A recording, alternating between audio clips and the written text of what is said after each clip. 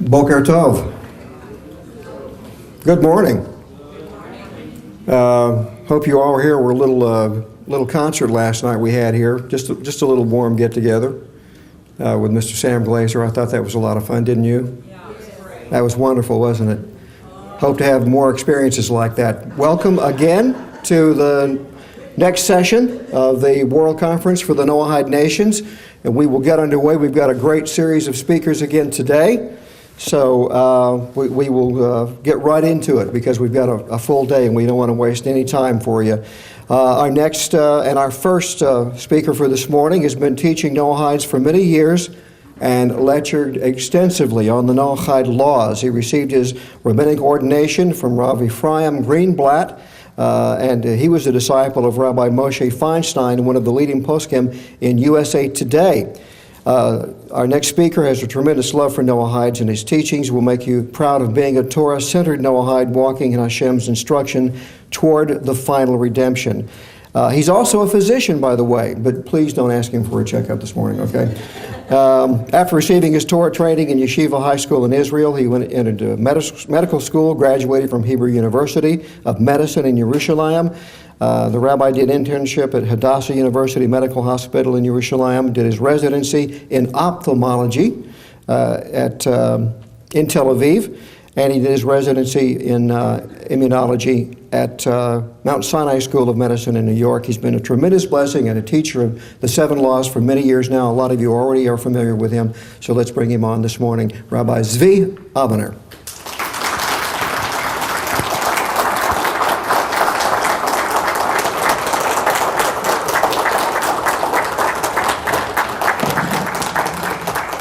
Well, good morning, everyone.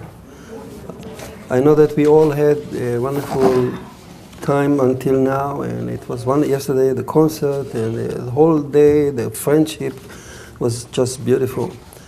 Much of the material that I'm going over today with you is actually being taught in our classes. You know, we have on the Noahide Nation virtual Yeshiva, we have classes ongoing. Now this is now the third cycle finishing. And so the material that I'm reading here is part of that classes. If you want to read more, you can enter Noahide Nation, see our classes there, or directly to my site, Noahide7commandment.com. So, the story of creation is told in Genesis chapter 1 by Moses, seemed to be out of place. If the Torah wishes to teach us moral values, why should she spend time on the world history? Moreover, it seems that the most people today think that the story of creation as presented by Moses is not valid and is contradicted by science. Why then present the story at all? Why did Moses take the risk of teaching us something that can be invalidated? As a true prophet, couldn't he foresee the future? Indeed, most scholars today see Moses' story as just another myth of the Bronze, typical of the Bronze Age. Karen Armstrong, the dean or the queen of comparative religion, the author of many, you're familiar with her, many books that she wrote, indeed regards Genesis no differently than other myths told in the ancient world. She also described those stories, ancient myths, in detail. You can read it in her book. The Egyptian, she says, in Moses' time, believed that the world was created when a male deity named Ra had sexual relationship with a goddess named Nun, thereby impregnated her. Fearing that her male embryo would one day take over his father's kingdom, Ra slashed Num's belly, removed the embryo, killed it, cut off his testicles, and dumped them into the Mediterranean Sea near the city of Akko. The lamenting mother goddess then retrieved their son testicle from the sea, resurrected him, and created the world out of these testicles. Moses, having grown in Pharaoh's house, surely was very familiar with this story.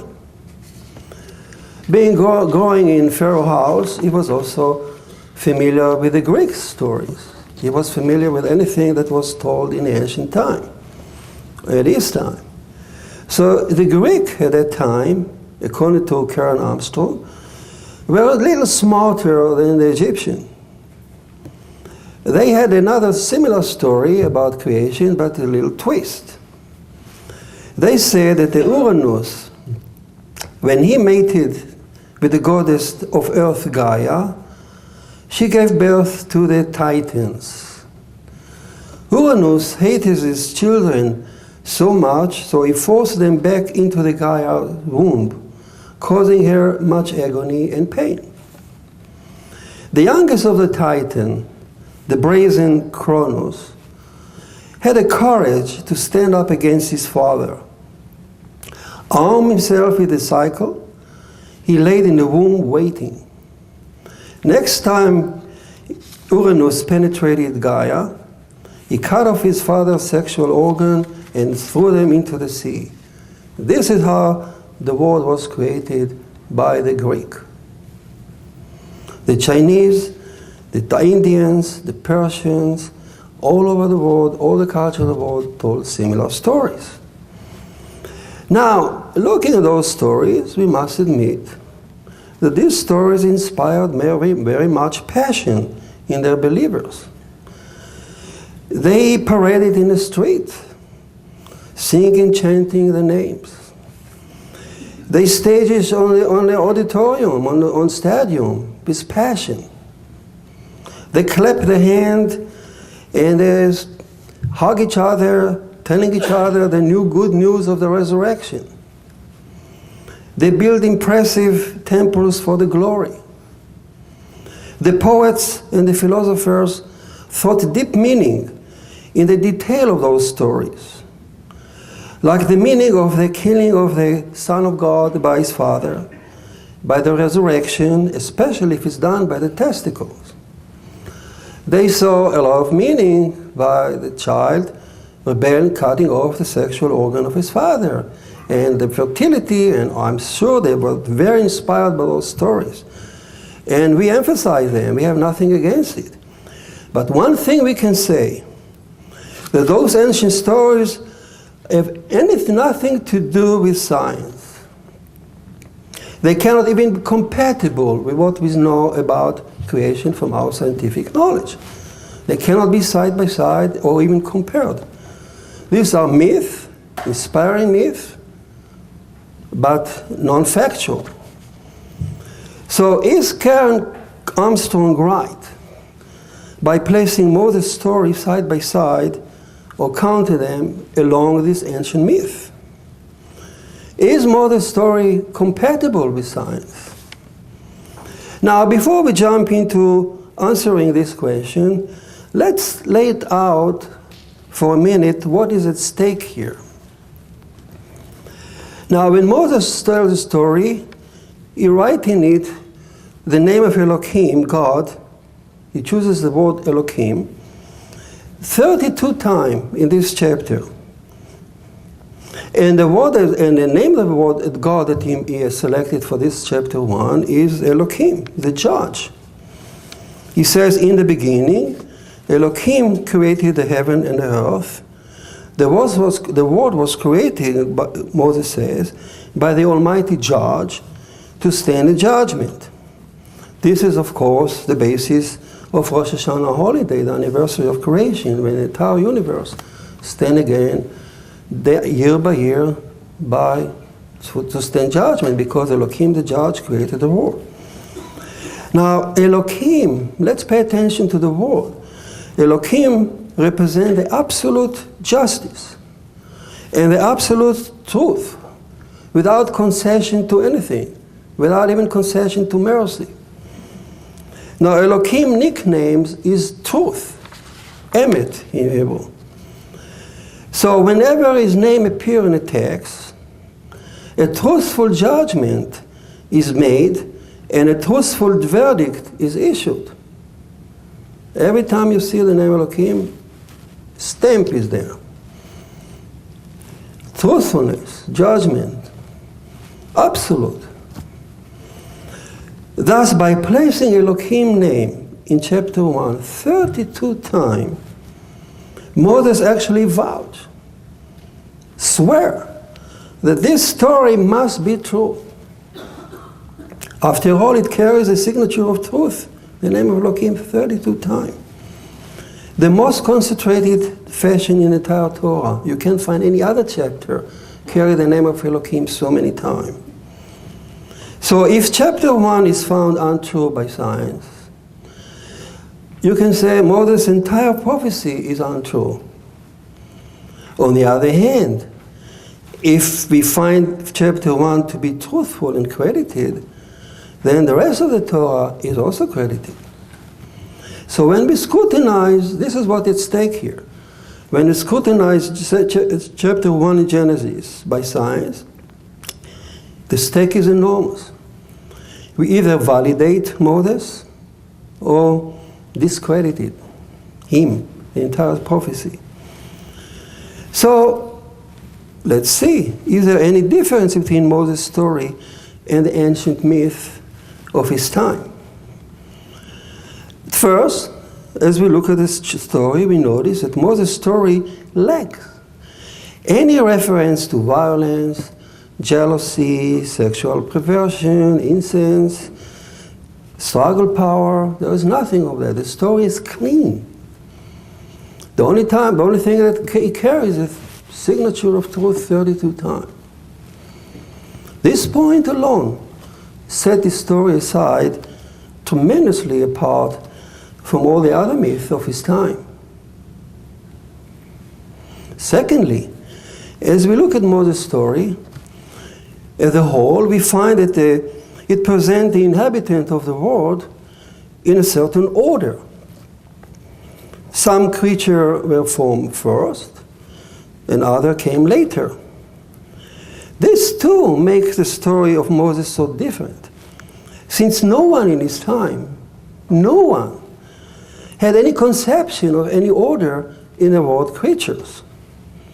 To Pharaoh, for instance, where Moses grew, Pharaoh saw the running nature, the animal is just a game, a mishmash of creatures running around, only to be hunted or tamed for work or for pleasure. That's how he saw nature around him. He didn't see any order there. So who told Moses that vegetation came first, then fish, then bird, then crocodile, then cattle and beasts and crawling things? Who told him there is an order in nature? He didn't hear it in Pharaoh. He didn't hear it from the Greek. He didn't hear it from the Japanese. So who told him that? Karen Armstrong. How can you put his story along the other myth?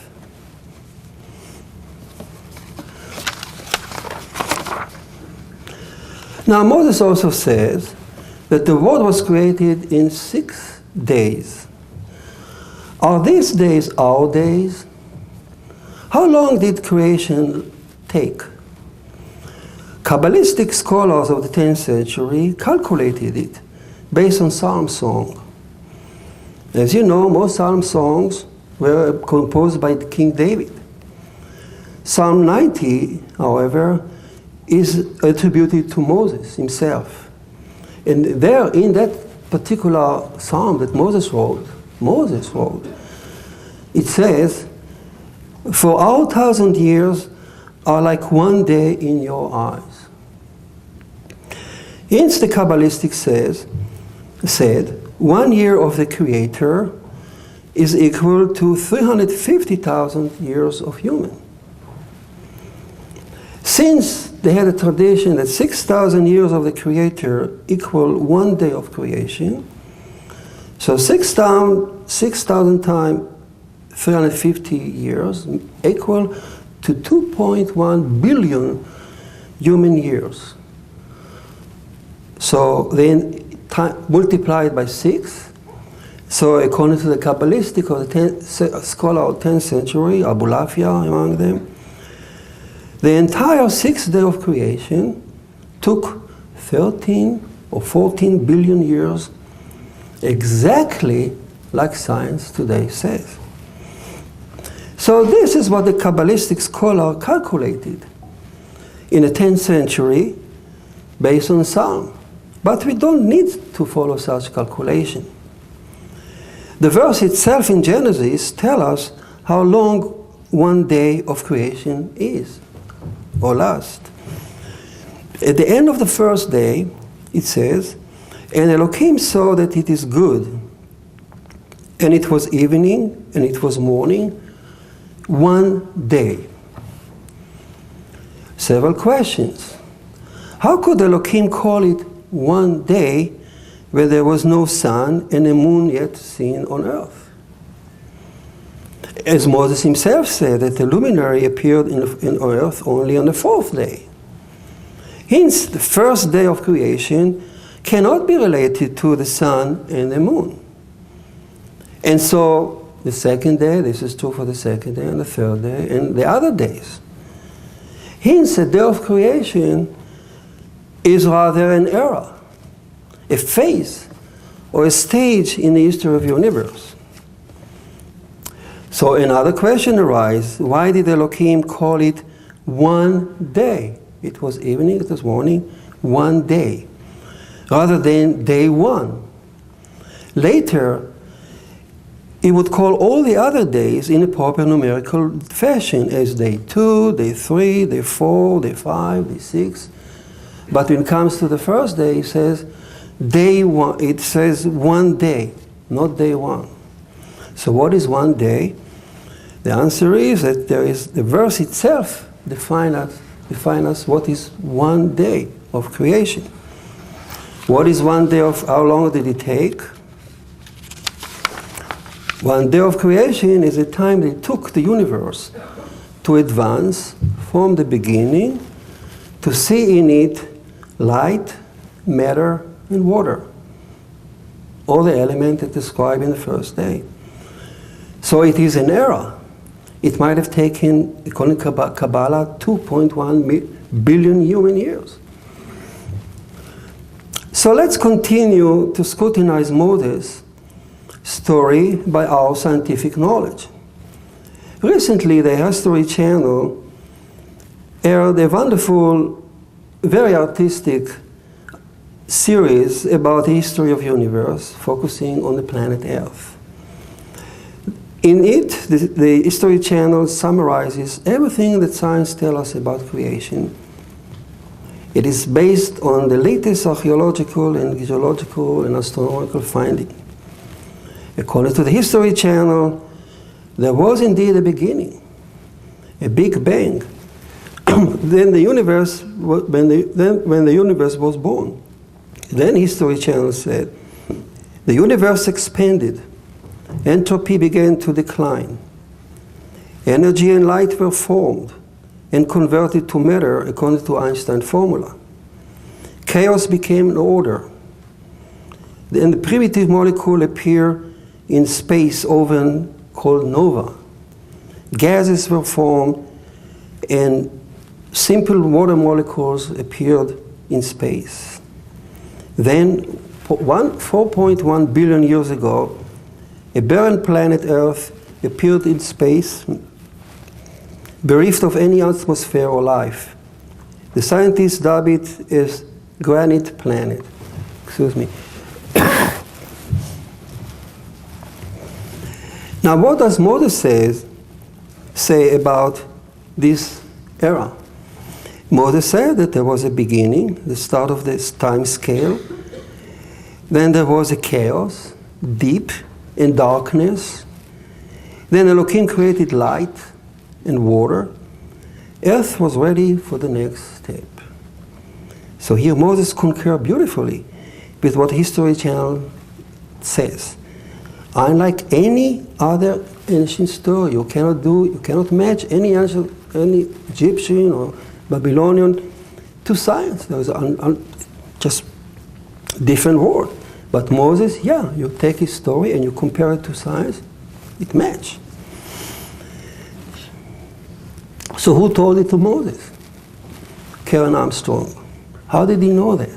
Who told him the origin of the universe? Living in Pharaoh home. What happened next?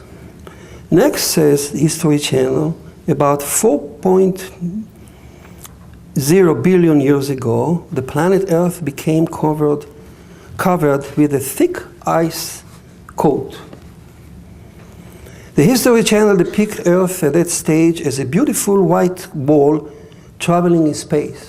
See, white ball, like tennis ball in space.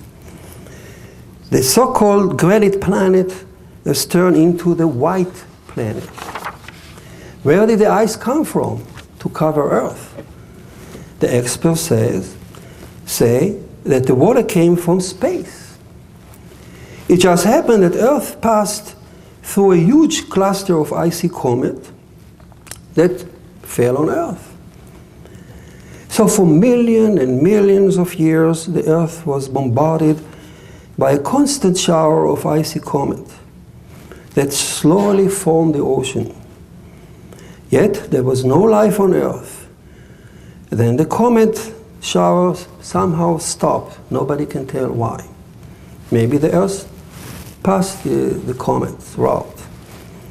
But that era, the scientist says, was crucial for the future of the life on Earth. Without water, life wouldn't be like we know it. Now, what does Moses says about the second day of creation? Let's read it together. And Elohim said, let it be a firmament in the midst of the water, and let it divide water from water. And Elohim made the firmament, and he separated the water which were underneath the firmament to the water which above the firmament. And it was so. And Elohim called the firmament sky, Shamayim in Hebrew. There is water there. The word Shamayim means there is water. The water came from there. And there was evening and there was morning, day 2. Now, according to Moses, the second day of creation, Elohim separated the water above earth from the water below earth. Can you find a better concurrence or agreement between Moses and the scientific narrative? Again, who told it to Moses? Dear Karen Armstrong. How did he know that? Now, what happened next? The scientists tell us what came next. According to the History Channel, the white globe, the tennis ball in the sky, didn't last for too long in geological term, of course. About 3 billion years ago, a volcanic activity erupted at the bottom of the oceans and warmed up the sea, the ice. As it melted, the ocean became muddy and wavy. Planet Earth took on a green color. Since there was not yet an atmosphere, the scientists dubbed it, that phase, as a green planet. This tremendous volcanic activity at the oceans pushed up Earth's plate so that the first rock appeared above the water. The History Channel also brings some geological evidence for that phase. In South Africa, along the shore of the Cape of Good Hope, the geologists discovered smooth blackish rock. What is special about this smooth blackish rock along the shore is that they are bereft of any fossil in it, any life form in it. Unlike any other rock on Earth, you look at the microscope, you don't see any creature, even the smallest microscopic creature in it. So the geologists who made fame, became very known by that. They said, oh, these are the rock, the primordial rock that erupted from the sea that created our continent. Later on, they discovered similar rock along other continents. And now the scientists can go and draw a map where the original continent, supercontinent, came up from the sea. Now, what does Moses say about the third day? Let's read it together. And Elohim said, let the water under the sky be gathered together into one place, and let the dry land appear. And it was so. And Elohim called the dry land earth, and to the water gathering he called sea. And Elohim saw it was good. So here again Moses concurs so beautifully and accurately with the scientific narrative. Excuse me. The dry land arose from the ocean on the first part of the third day, before there was any life on earth. How did Moses know that? Dear Karen Armstrong, who told him that, living in Pharaoh's home? How can you take his story and compare it to other stories?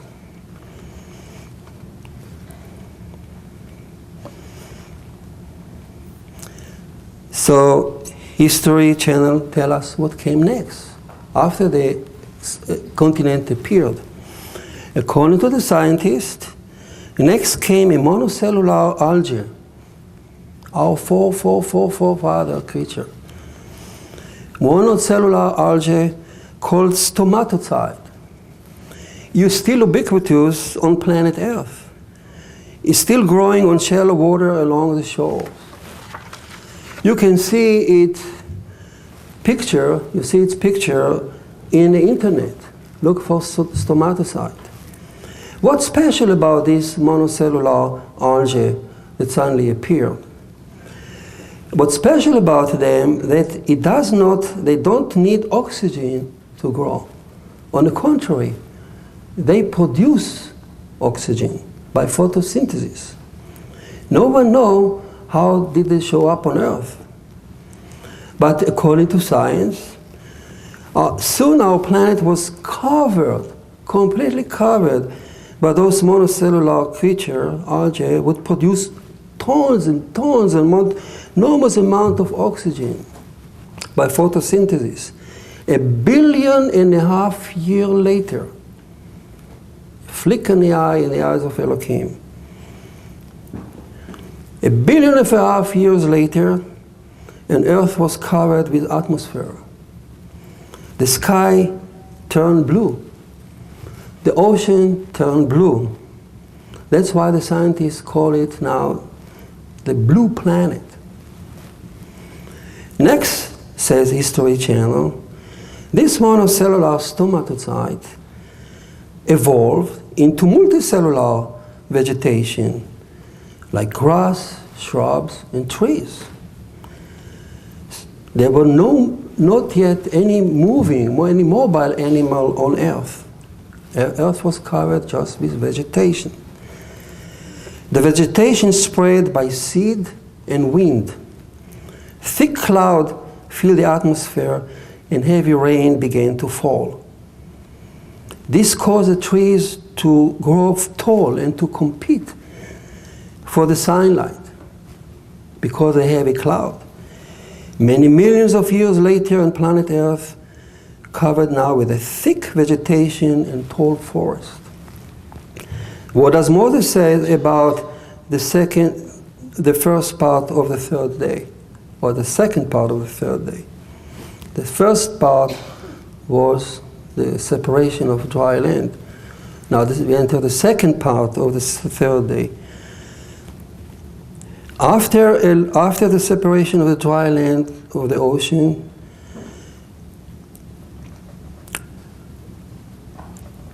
Elohim passed a judgment.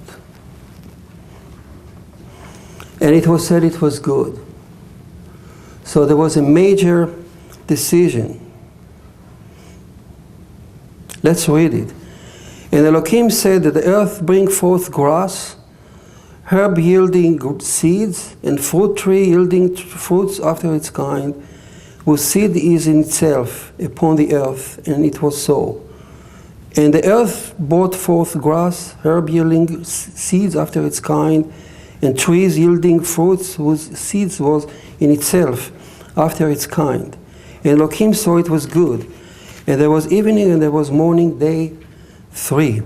Now, according to Moses, after the appearance of dry land, Elohim passed a harsh judgment. Since the day was not yet over, it seemed a premature judgment, because usually he judged at the end of the day. This is in the middle of the 3rd day. The day was still in progress. The universe, the earth stood on a crossroad. It was a major decision. The heavenly court had to make a decision. And it did. Elohim planted, seeded life on earth. Seeds, grass, shrub, and trees, as the verse says. In that order. Ask Pharaoh. Did Pharaoh notice any order in creation? Who told this to Moses? How did he know that?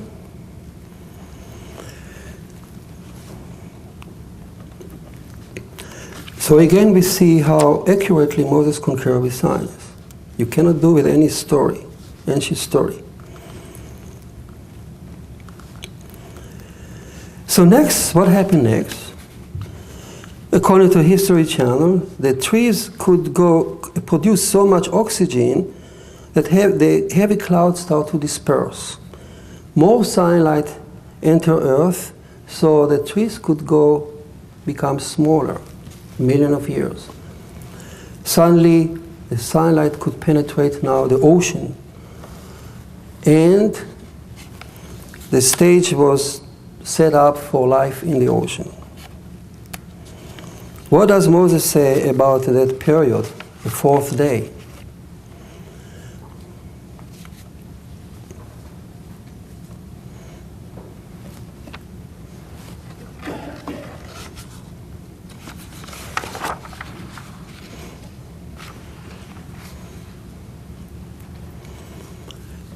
And Elohim said, let the luminary be seen in the firmament in the sky, to divide the day from the night, and let them be for sign in the season and for the days and the years, and let them be for light in the firmament in the sky, to give light upon the earth.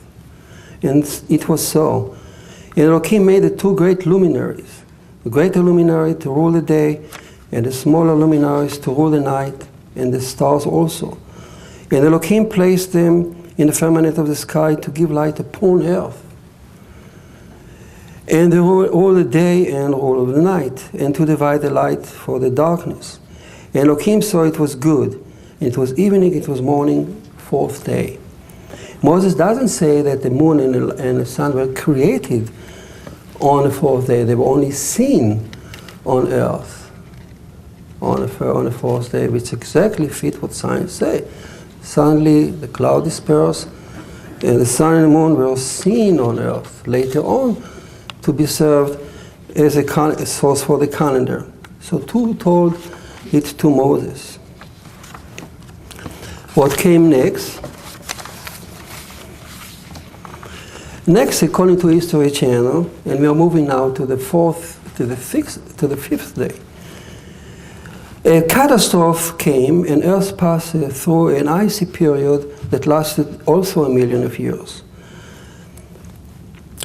All the ocean was converted now to thick ice again. It is dubbed as the icy planet. Not as a white planet, but now icy planet. All life on the ground above the ocean died. Amazingly, science said, the existence of the life existed and developed in the ocean under the ice. According to the History Channel, the first mobile swimming tiny creatures appeared on Earth at that time, while there was nothing on the ground. What does Moses say? As the 5th day dawned, and Elohim said, let the waters swarm abundantly, with moving creatures that have life, and let the bird fly above the earth and the firmament of the sky. And Elohim created the great crocodile. According to Moses, Elohim first passed the judgment on the end of the third day. Passed the judgment on the end of the third day.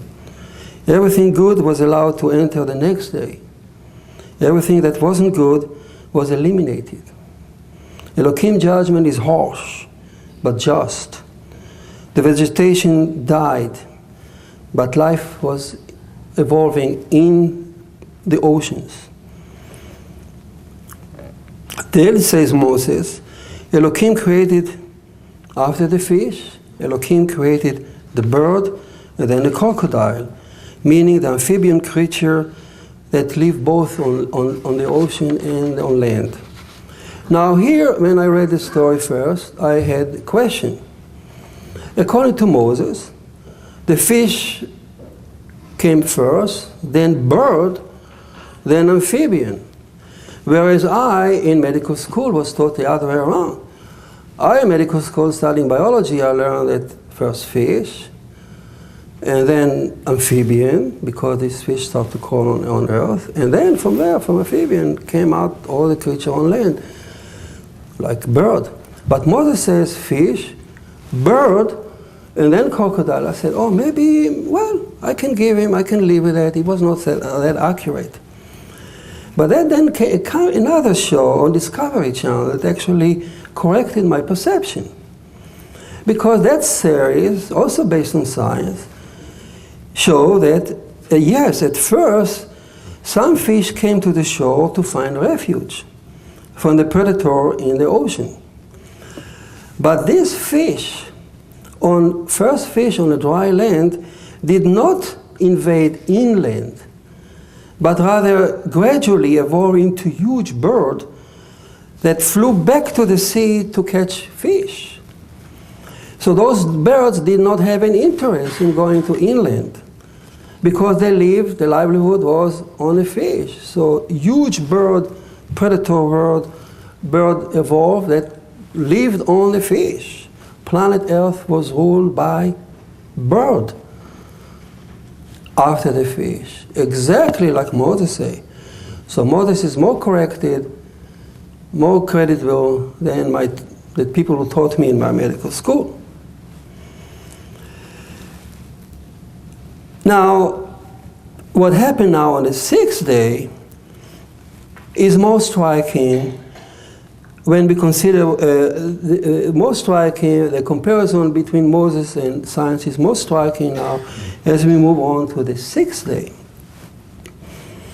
About 400 million years ago, History Channel says, 400 million years ago, the ozone layer developed thick enough to create a shield surround Earth that can protect us from the bombardment of sun UV radiation, so life on the ground could evolve.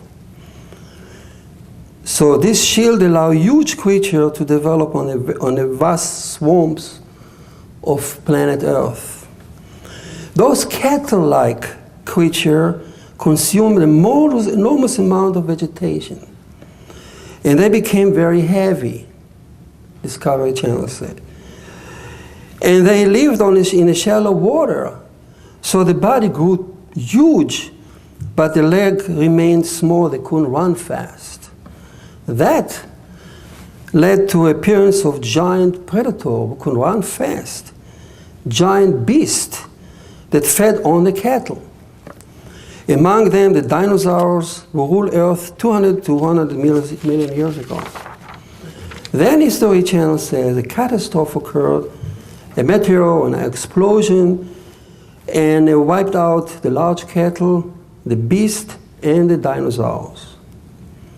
About 50 million years ago, the stage was set for the small mammal to take over. 400,000 years ago, not too long ago, Earth saw the first Homo sapiens. Let's see now what Moses says about the sixth day. Let's read it together. And Moses says, Elohim said, after passing judgment on the 5th day, some were allowed to move on, some were wiped out. But now the 6th day will come.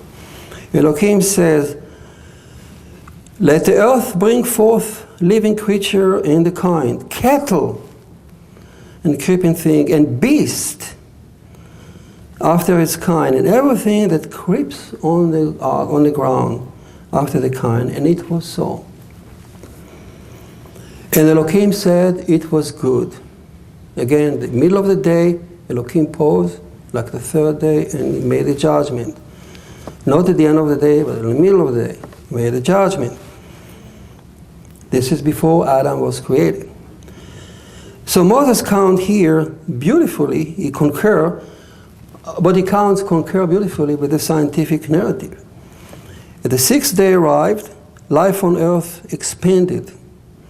New creature appear in the following order: cattle, beast, then crawling creature, snakes, scorpion. And again, when and Elohim passed a judgment at this point, and he said it's good. Again, when I read this story, I said, well, Moses says cattle, beasts, dinosaurs, and crawling.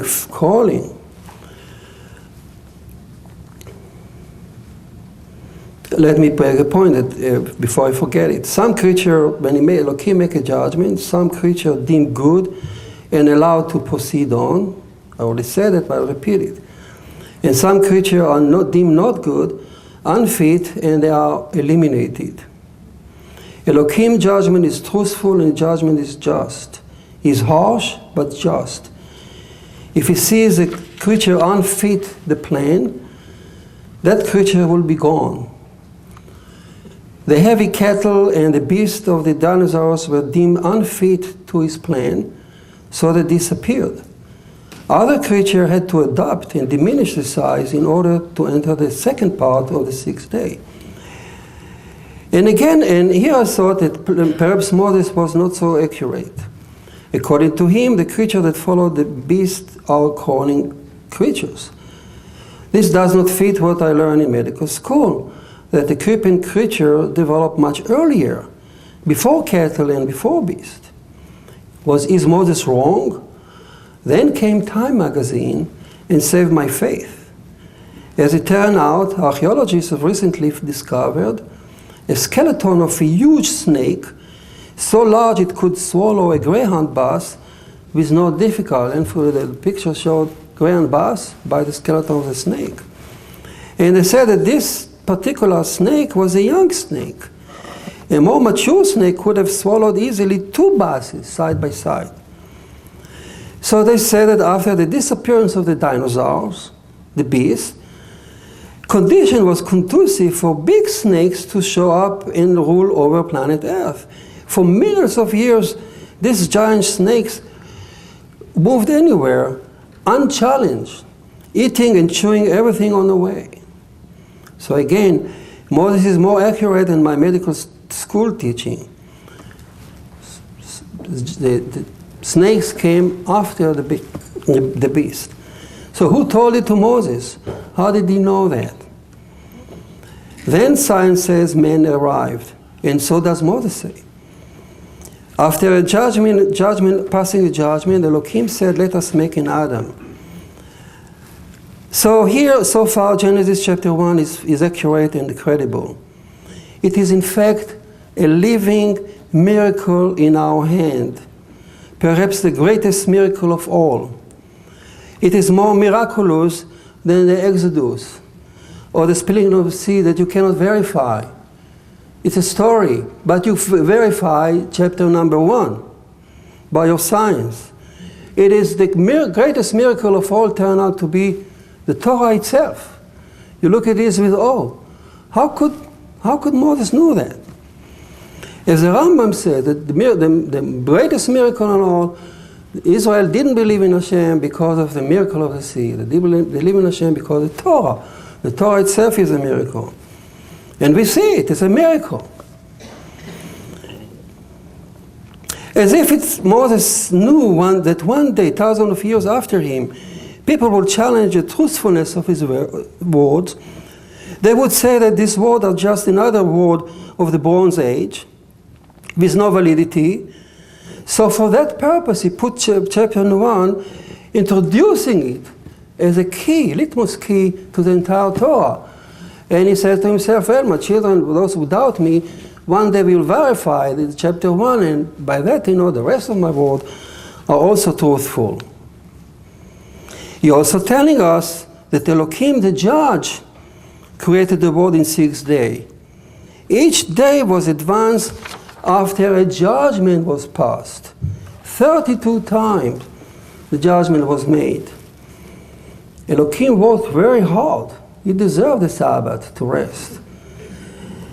32 times Elohim decided that some creature would disappear while others would follow, allowed to proceed on and enter the next day, the next phase. So Moses is telling us that we are no different. We too stand the scrutiny, like any other creature, we stand the scrutiny of Elohim day by day, year by year. We too are judged whether we would see the next day, the next creation day, the Sabbath, or disappear.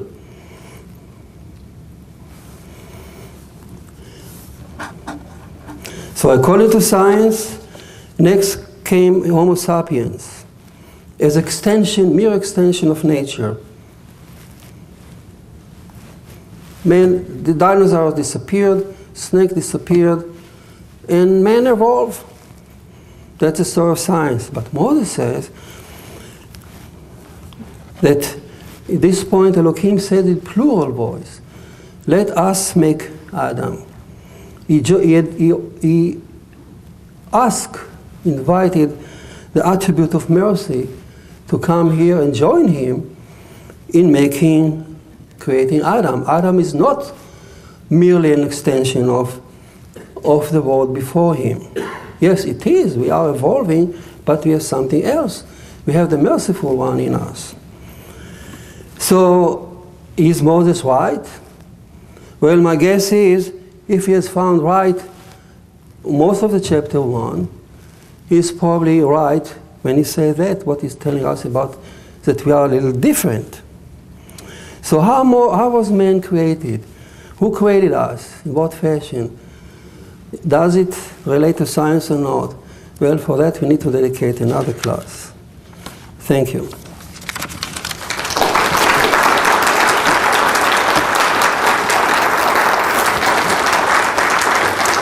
Thank you. Any questions? How old are the angels? How old are the angels?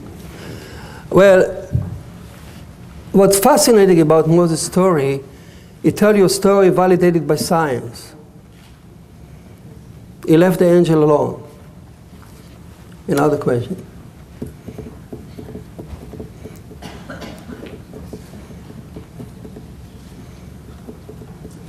Well, let's cherish the Torah, which is a miracle in our hand. I'm sorry. What was your website address? Well, we could hold that up. Address is you can find it there in our table. I have a little card, dr.aviner.com, AOL.com. You can find it there. Well, thank you again for being with me. So let me speak to you. Thank you.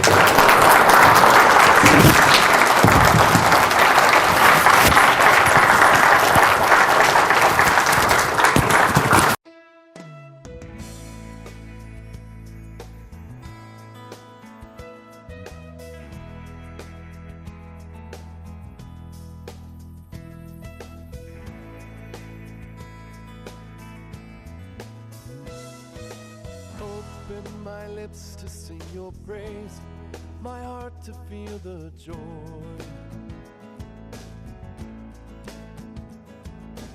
Let me have the gift for which I'm yearning. Another night in Israel. Desert flowers blooming in the spring. The upon the vine. Let me walk the beaches in the moonlight. Let me fall in love